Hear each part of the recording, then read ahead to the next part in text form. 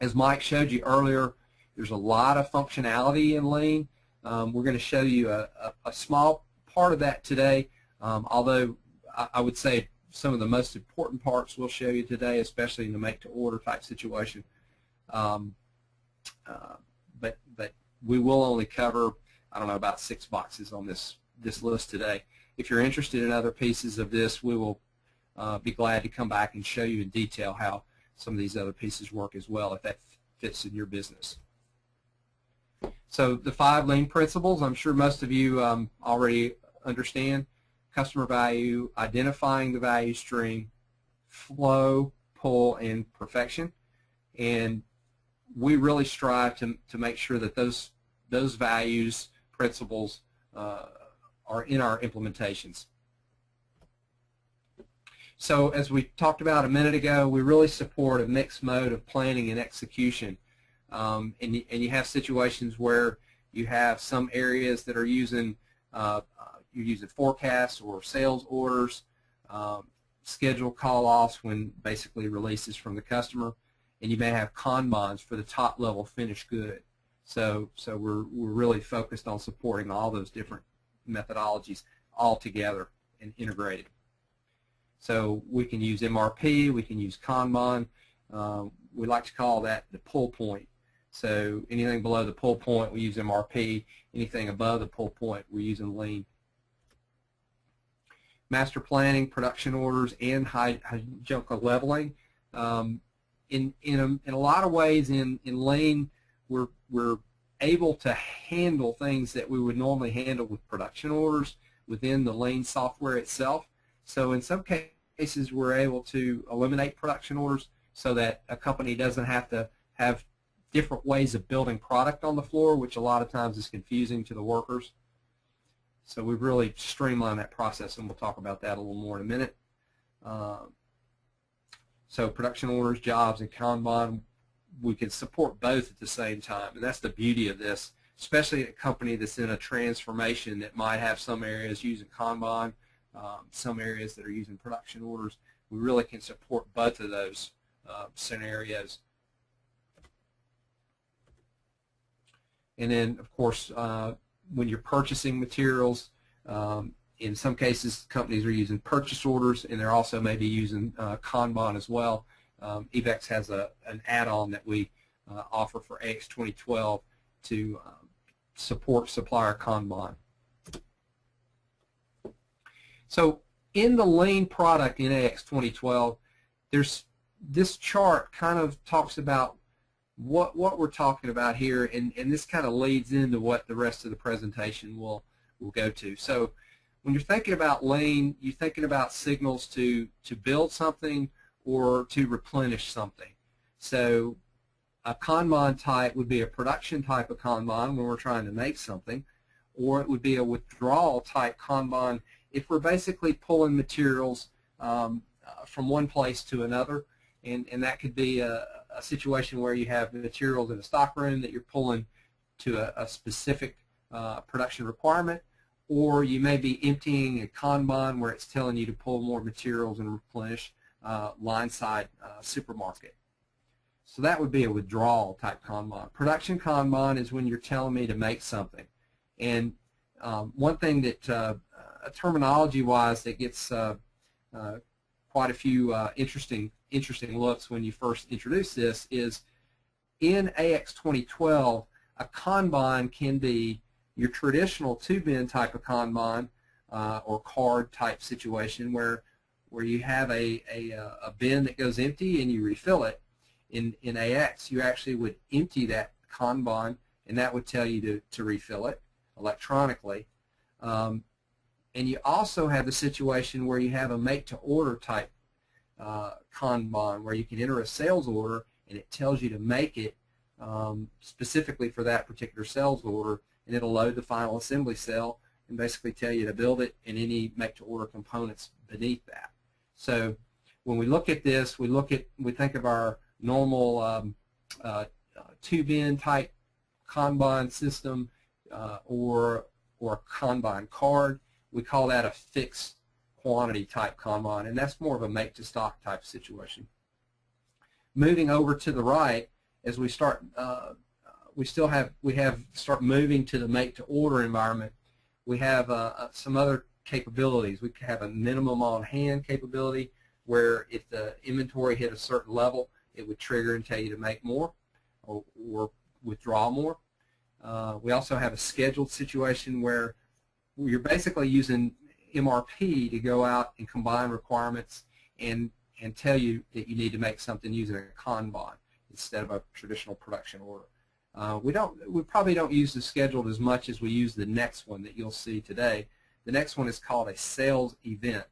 So basically in this scenario, we enter a sales order for an item, and it tells us to make it specifically for that particular sales order, and we'll have visibility into the production of that from the sales order. We'll show you that in just a moment. And then there's a couple more. A Kanban line, you'll also see that today. That is when we make a part specifically for a higher level requirement, and we'll show you that in a minute as well.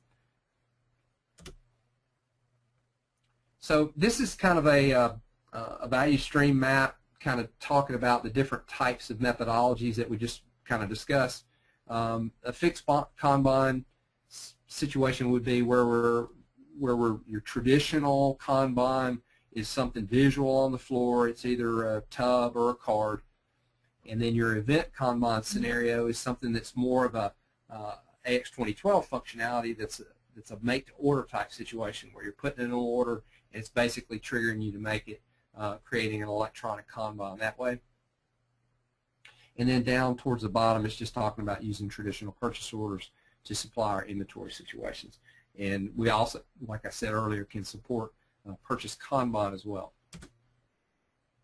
So we're going to kind of dive into the product here.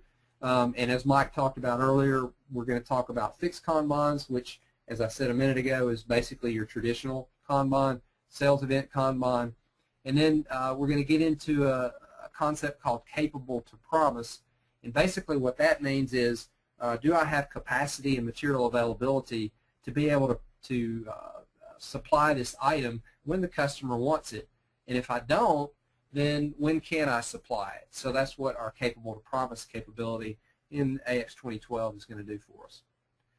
We'll also touch briefly on a withdrawal Kanban, which is basically, like we said, a transfer of material from one place to another. And there's a couple of ways that can get triggered.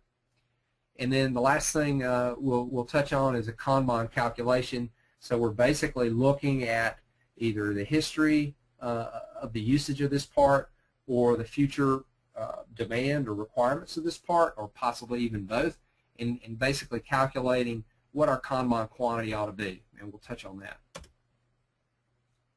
So today we have a really simple bill of material that we've set up that we're going to use for our demo. The top level item is a J-MTO, and basically that's a make-to-order finished good. And we'll enter a sales order for that top level item, and it'll create basically a make-to-order Kanban, or a sales event Kanban as we call it, that'll tell us to make the top level part. The next level down is a JFKB, which is a fixed Kanban component. So basically this component is going to be a typical Kanban control component, like I said, either a card or a bin type of visual scheduling type of thing. We'll do that electronically in AX, and we'll talk about how that works. When we empty it, it'll tell us to make more, basically.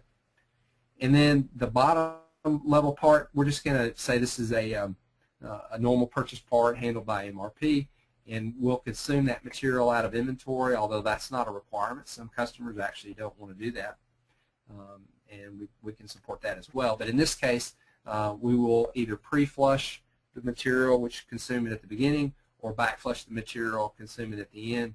And I think in our scenario today, we'd probably pre-flush it. So let's kind of pop over into AX, and we'll look at our items that we're going to use today, and we'll also look at our bill of materials.